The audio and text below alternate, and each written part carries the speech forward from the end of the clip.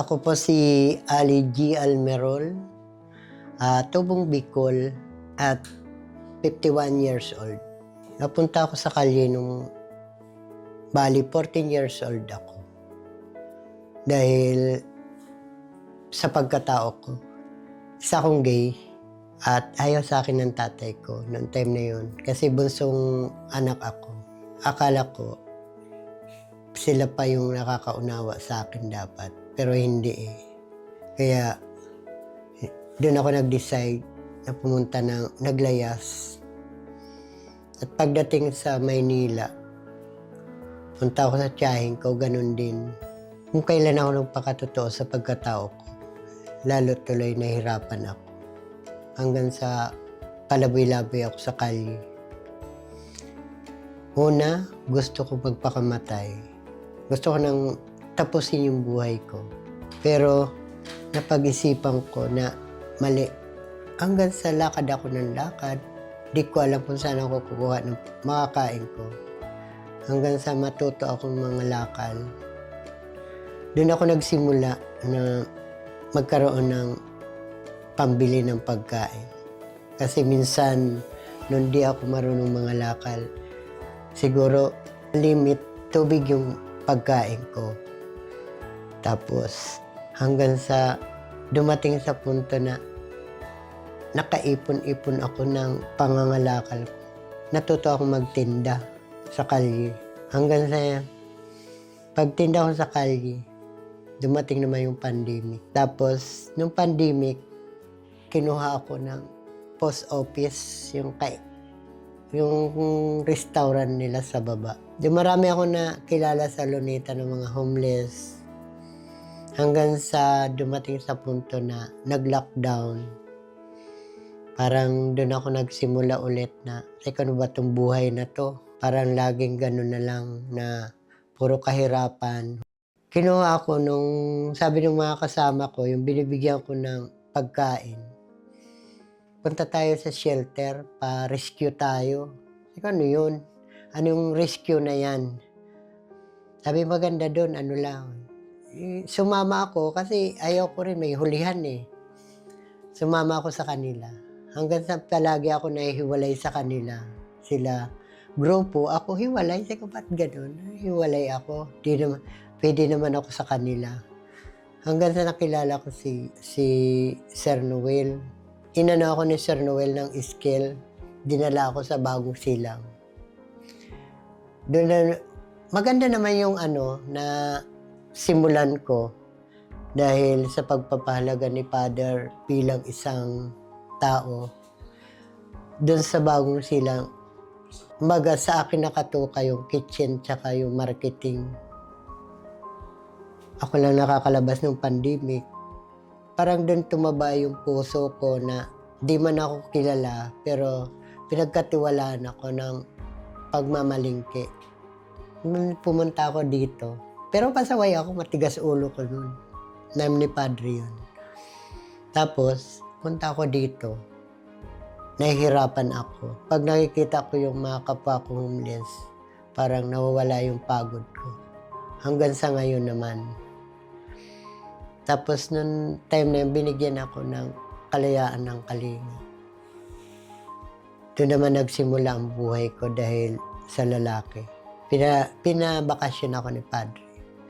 By papasok yung 2023. Doon nagsimula yung buhay ko, nahiya ako. Ubos, hanggang sa wala na ako natira. Imbis na Bicol ang uwi ko, Cavite, sa mga kaibigan. Nang wala na ako, doon naman nagsimula yung buhay ko na balik kalye. Siguro yung wala kang matulugan na pag may bagyo, basa ka, porke sanay ka na. Kumbaga hinahanap mo yung pagkatao mo kung ano nangyayari sa'yo. Minsan kasi, ang ugaling kalye, tira ka na lang ng tira. Wala man akong bisyo, pero nakukuha mo nga yung kagustuhan ng katawan mo. Pero may kulang. Hanggang sa nakita ako ng ate ko sa Krami, nakauwi ako sa Bicol. Kasi sabi ng kuya ko. Ate, nandyan lang yung bunso natin. Paikot-ikot lang yan dyan. Hanggang sa social media, pagbasa ko ganyan, sa FB Live ko, doon ko nakita yung inuwi agad ako ng ate ko. Nagkita kami kinaumagahan, kinatanghalian, umuwi kami Bicol. Nung una kasi, nagbalik na ako dito. Nasabi ko kay Ma'am Tisam, Ma'am, kunin ko lang yung damit ko, di na ako bumalik. Bali, pangatlo ko tong balik. Patawag nila sa akin, pangatlo to. Pumunta ako sa mga madre sa Quezon City. Kinukop nila ako almost 1 year. Tagal ko sa mga madre. Binigyan din ako ng bakasyon noon. 2024, patapos ang Christmas party namin. Pinauwi ako ng Bicol. Hindi ako nakasakay. Balik ako ng Cali ulit kasi di ako nakasakay pa uwi Bicol eh. Pag-iwa ko, nakita ko sila Kennedy, Jonathan, tsaka si James. Pagbaba ko, dahil bibili ako ng kape, kilala ko ng mga homeless na kumakain naman dito noon, na binibigyan ko ng pagkain. Sabi, Ali, pinapahanap ka ni Father. Pagising ko ng linggo ng umaga, alas 3, diretso ako sakay ng Quiapo. Kasi balak, pupunta talaga ako. Dahil ko, punta nga ako doon, yung paanyaya sa akin, titingnan ko lang.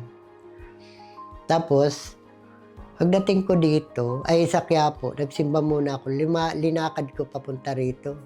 Ang nakita ko dito, sila Louie, Jaan, hanggang sa, di pumasok ako kasi kung may misa, sa simba na rin ako.